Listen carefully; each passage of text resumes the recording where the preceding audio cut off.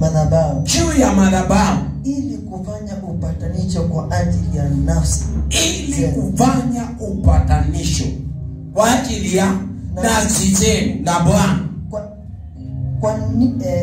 Kwani ni hiyo damu ifanyayo upatanisho kwa sababu ya nafsi. Kwani ni hiyo damu ifanyayo upatanisho kwa sababu ya nafsi, kwa sababu ya nafsi zenu. Bwana Yesu asifiwe. Jina la Bwana tukuzwe. Haleluya. Nataka tusikilize vizuri hiyo neno.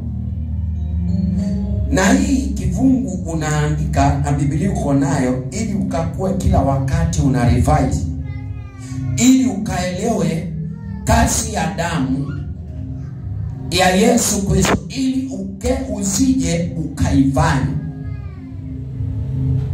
Bwana Yesu asifiwe. Maana leo tunajifunza kuhusu damu ya Yesu Kristo kutoka kitabu cha Walawi kifungu ni 17 mstari ni 10 hadi 12. Bwana Yesu asifiwe. Tunataka tuelewe kazi ya damu ya Yesu Kristo iliyotiririka toka msalabani ilikuja kufanya nini ndani ya kanisa.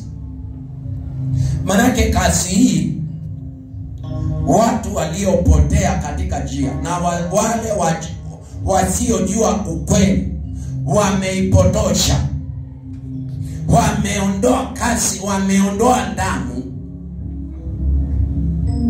ndani ya kanisa. Bwana Yesu asifiwe. Na hiyo kazi ya damu wameanza kuifanya, ama walianza, ama wanaifanya wao wenyewe. Na ni vizuri mimi ama wewe ukaelewe kazi hii, ili usije ukakalia kiti. Bwana Yesu asifiwe. Ukaingia katika ofisi ya damu ya Yesu Kristo, kama vile tunavyoona, kwa sababu ya watu kutoelewa, washachukua yale mamlaka. Haleluya. Na katika kitabu cha Waibrania anasema yeye alipoingia mahali patakatifu mara moja tu, Bwana Yesu asifiwe, alitwaa uzima. Bwana Yesu asifiwe. Mara moja. Haleluya. Kwa hiyo tunataka tuelewe, alipoingia patakatifu tulipata uzima na unagana. Hebu nisomee hiyo neno kama umeiona.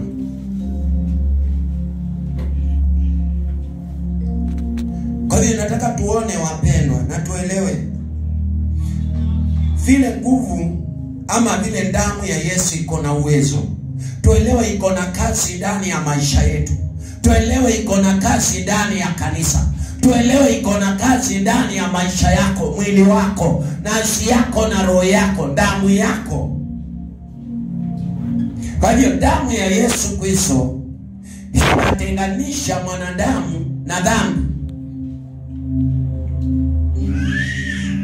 Bwana Yesu asifiwe. Damu ya Yesu Kristo ndio peke yake iliyo na uwezo wa kumtenganisha mwanadamu na dhambi. Baraka inafanya upatanisho kati ya mwanadamu na Mungu mwenyewe. Inafanya upatanisho. Bwana Yesu asifiwe. Ama inaleta agano, inaunganisha mwanadamu na mbingu. Bwana Yesu asifiwe. Kwa hivyo chochote ama yule aliye na uwezo wa kupatanisha na Mungu, sio mali yako. Bwana Yesu asifiwe. Sio hekima, sio mchungaji. Bwana Yesu asifiwe. Ni damu ya Yesu Kristo iliyo na uwezo wa kutupatanisha na mbingu. Haleluya. Ili nisije nikakwambia toa dhabihu nikuunganishe na mbingu. Bwana Yesu asifiwe. nikupatanishe na mali yako. Haleluya. Nikupatanishe na muujiza wako. Bwana Yesu asifiwe. Hiyo ni kazi ya damu ya Yesu Kristo.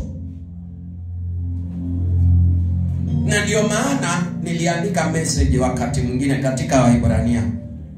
Kama uone wachana naye, nitafikiria penye iko na tutasoma. Bwana Yesu asifiwe. Na nikauliza, katika kustarehe kwa Yesu, katika kazi yake, Bwana Yesu asifiwe, kulikufaidi namna gani? Unajua leo watu wengi tumebeba. Haleluya. Kwa sababu hatujui viungo vya Yesu. Bwana Yesu asifiwe. Unajua Yesu alimaliza kila kitu. Na tunaambiwa pale msalabani yote ilifanya nini? Lakini ilikwisha na bado unayafanya.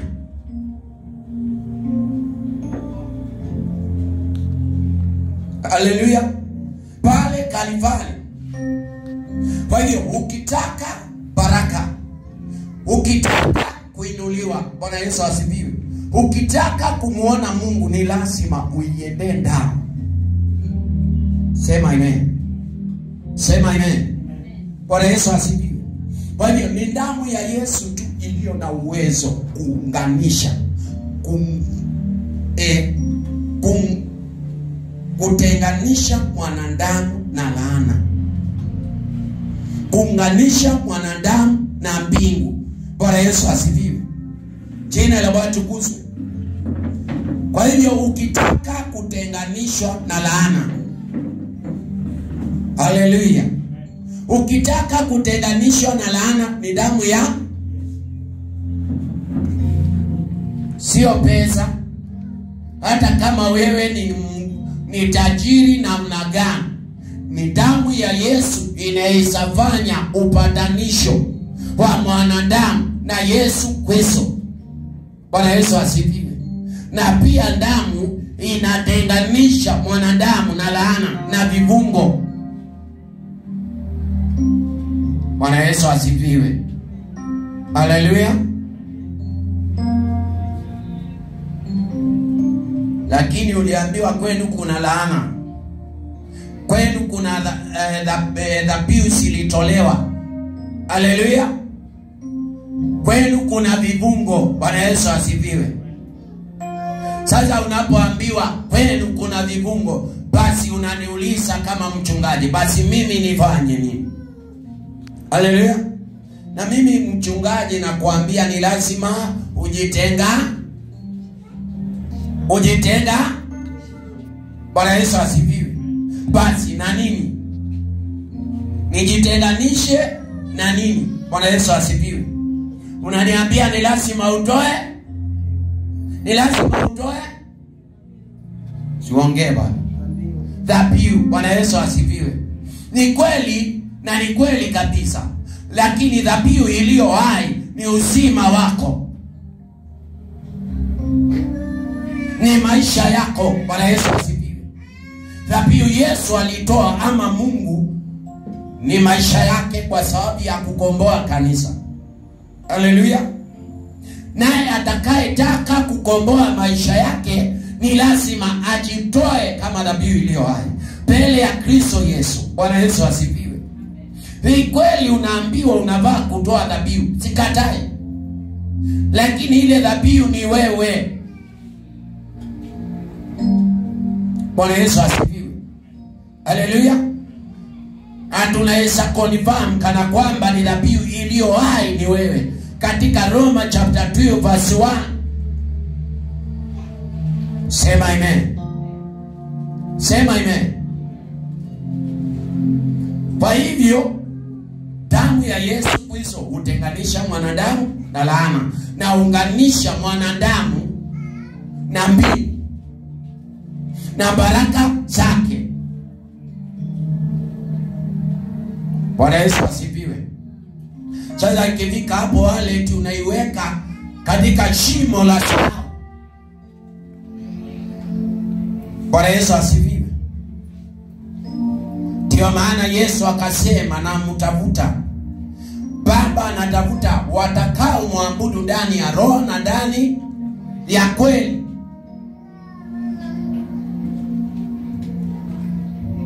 Jina la Bwana tukuzwe. Sawa, shida